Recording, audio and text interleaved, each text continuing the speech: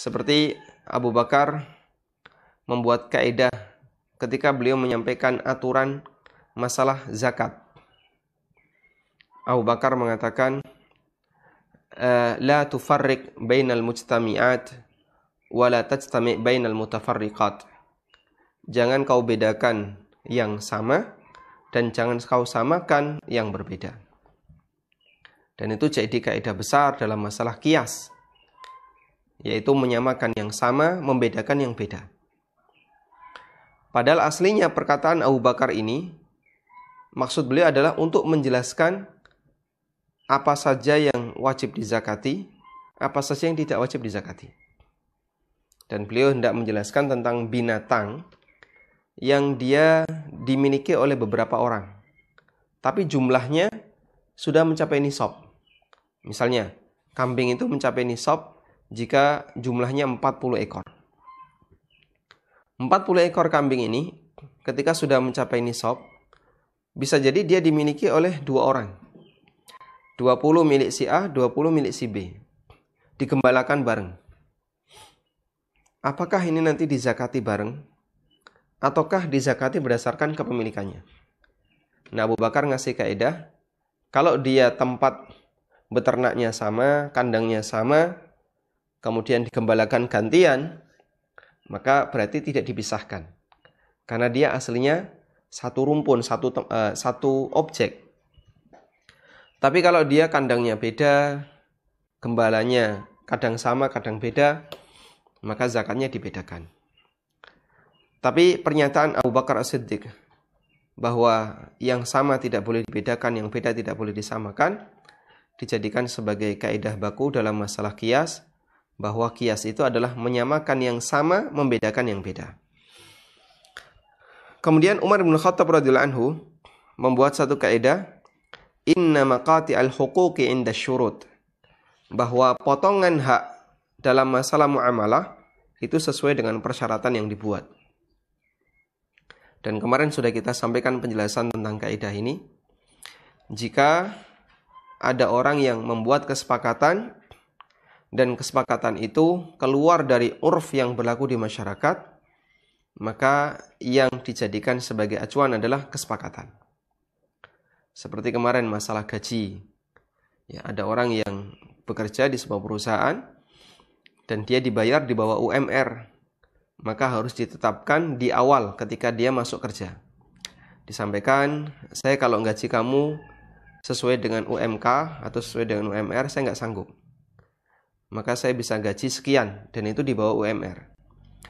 Jika calon karyawan ini setuju pada saat dia pendaftaran mau masuk kerja, maka terikat dengan kesepakatan itu dan dia tidak boleh nuntut di belakang.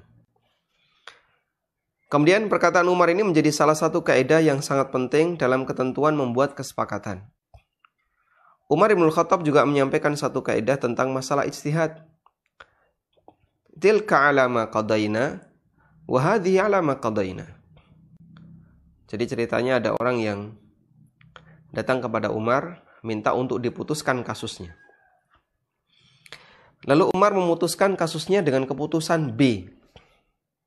Kemudian orang ini merasa terheran. Loh, dulu kau memutuskan dengan keputusan A. Sekarang kenapa kau putuskan dengan keputusan B? Ada yang berbeda. Maka Umar Ibn Khattab mengatakan, tilka ala ma qadaina wa hadhihi ala ma qadaina. Yang itu keputusan saya dulu, yang ini keputusan saya sekarang. Sehingga sama-sama keputusan.